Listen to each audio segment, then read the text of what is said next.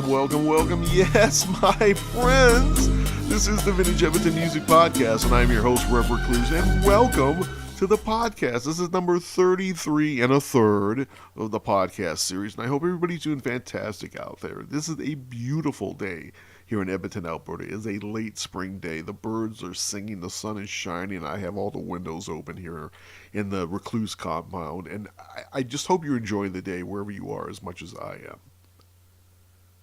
So let's get this thing rolling. I wanted to spotlight the particular person I'm going to spotlight in this podcast for quite some time. Her name is Mavis McCauley.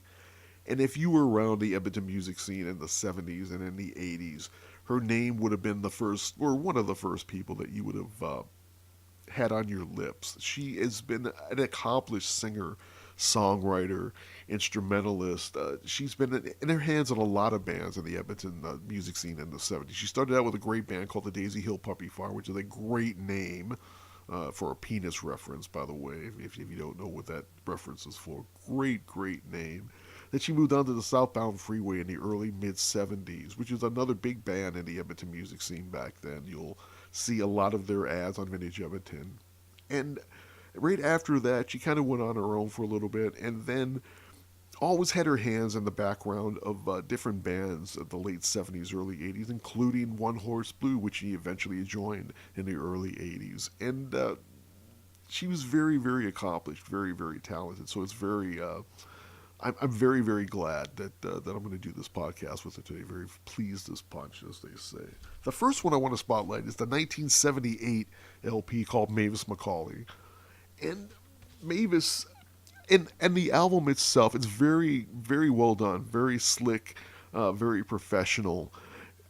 For the album itself and the liner notes and in the cover and in the back cover, she kind of had I won't say a Stevie Nicks kind of thing going on, but that's the first thing that struck me when I picked this album up for the first time. And the songs itself have kind of a West Coast rock kind of thing. Obviously, Rumors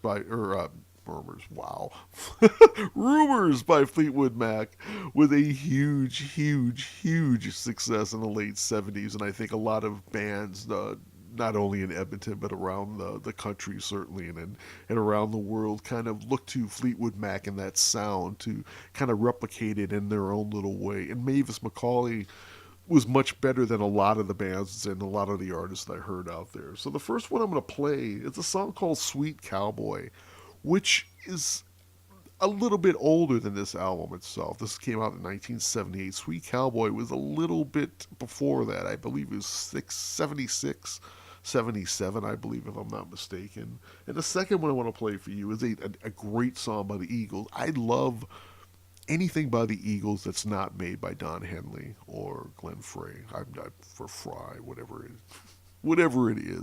Not a fan of the Eagles, but I love Randy Meisner and I love Don Felder, and this is one of their best songs here. The second one is going to be called Too Many Hands. So enjoy. I can't say enough about Mavis. I can't say enough about her musicianship and her singing especially, and her great songwriting. Her songwriting is all over this first album. So without further ado, the first one I'm going to play for you is a song called Sweet Cowboy. The second one right after that is a great Don Felder, Randy Meisner song called Too Many Hands here on the Vintage Edmonton Music Podcast.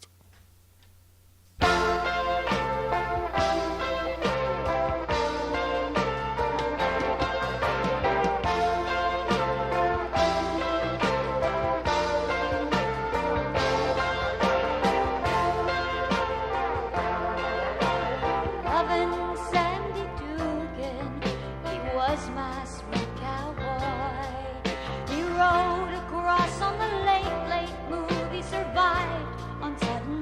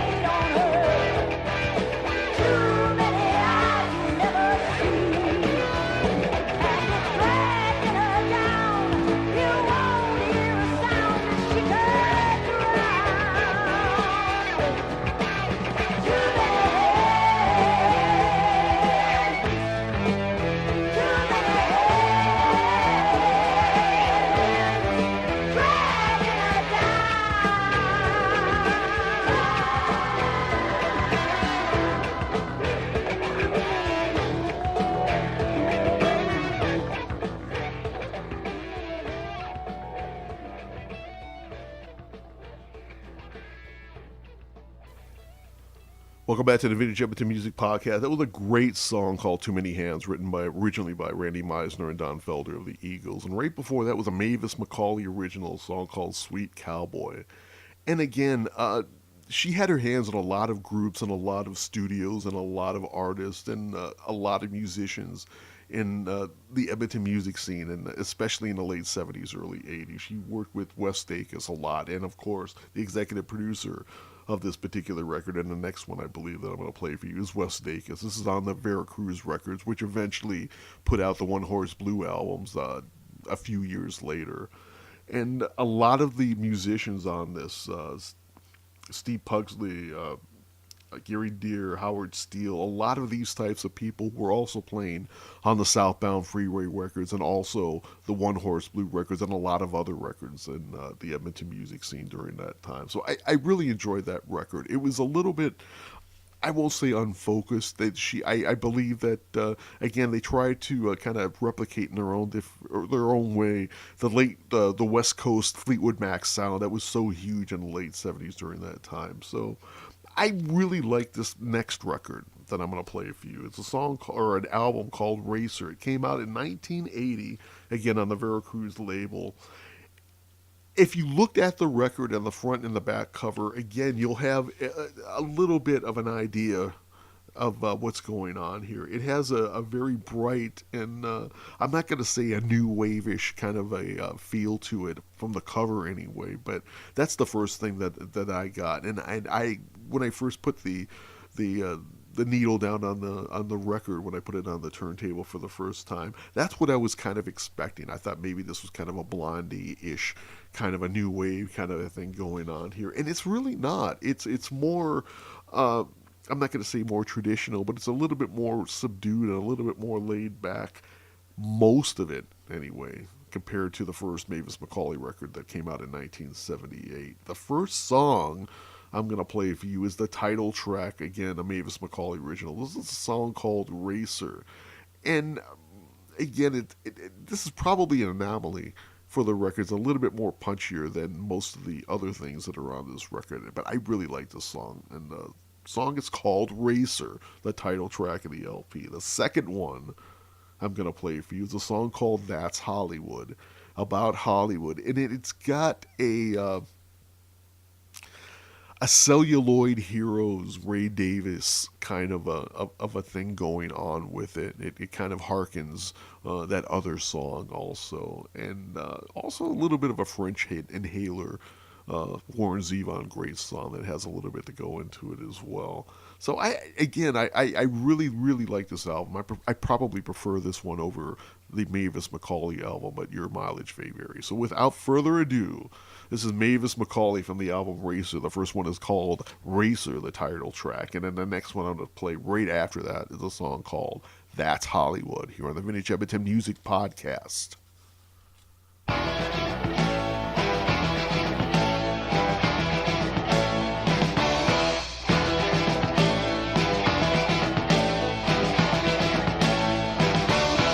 I'm just a racer running scared.